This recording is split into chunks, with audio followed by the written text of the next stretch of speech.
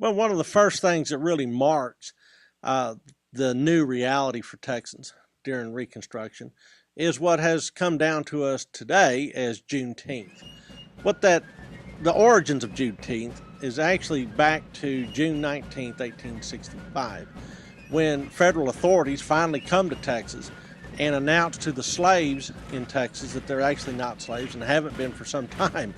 They announce emancipation to that population, which really is a big revelation since Texas was not invaded successfully or overrun by Union armies.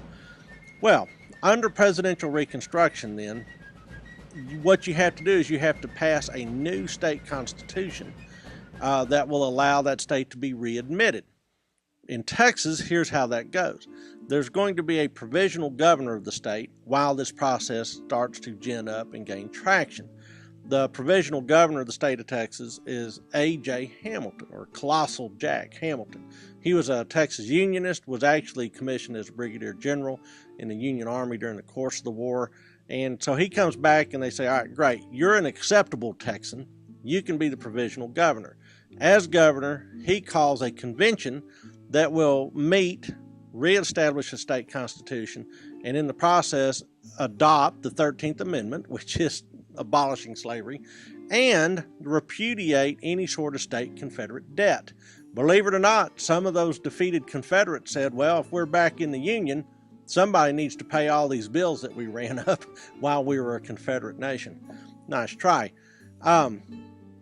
Delegates to this convention had to take an oath of allegiance, were granted amnesty, and could then be elected by other oath takers. So, a delegate had to be 100% loyal by taking these oaths, and then could be chosen by other people that had already taken that step. All right, so the delegates, once they have handled the abolition of slavery, the repudiation of Confederate debt, and they have taken the oath of allegiance, and we have a convention in place, this convention will elect a governor, elect a state legislature. They will put together the congressional delegation, and they'll appoint state officials. That done, then they will pass and ratify a state constitution.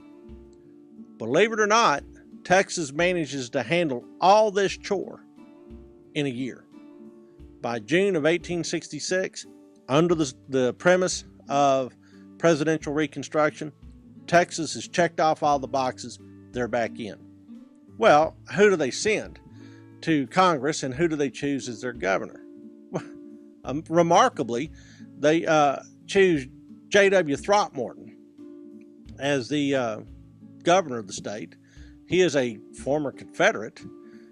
They send to the U.S. Senate O.M. Roberts, a former Confederate, and they also send David G. Burnett. That's a guy who we haven't heard from in some time. So we have new old politicians kind of back in the mix. At the same time, this new Texas government passes black codes. And essentially, they're an extension of other southern black codes. So Texas African Americans are given basic property rights. They can make contracts, they can make wills, things like that. They can lease and hold real and personal property. That makes sense. And as well, besides these property rights, African Americans in Texas are given basic civil rights. So they're protected against criminal offense. You can't shoot them, you can't rob them, you can't beat them up. Basic civil liberty and civil rights. And they're supposed to be guaranteed the security of their person and their liberty. Now then, all that's on the plus side. On the not so plus side, blacks could not hold office, sit on juries, or at least sit on juries that involved white litigants, and they could not marry whites. So no miscegenation. In essence, there is an amount of legal discrimination then against blacks just because they're black. In fact, the black codes in Texas allow for legal public segregation. There's also some supporting Texas black labor laws. that are passed during this time period. The apprentice law essentially says that miners could be apprenticed. Masters were supposed to be good to them and train them in a trade, but they could inflict corporal punishment on apprentices. Okay, there's contract law that applies to Texas blacks that says that labor agreements could be in fact filed with the county clerk that says that you will go and work for a particular employer for an amount of time for an amount of money. This then begins to usher in the sharecropper system, in which workers could essentially mortgage half their crop in exchange for being fronted certain things like tools, seeds, things like that. So you could have liens on crops within these black codes, black labor laws.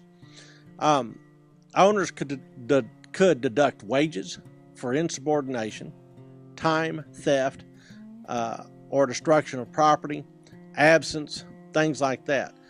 So, within these contract laws, you could have your pay docked if you were in some way insubordinate to your employer. These black labor laws are administered by local JOPs and by landowners. So clearly, blacks are free in Texas, but they are not fully free. They're almost like in an adolescence in terms of the law.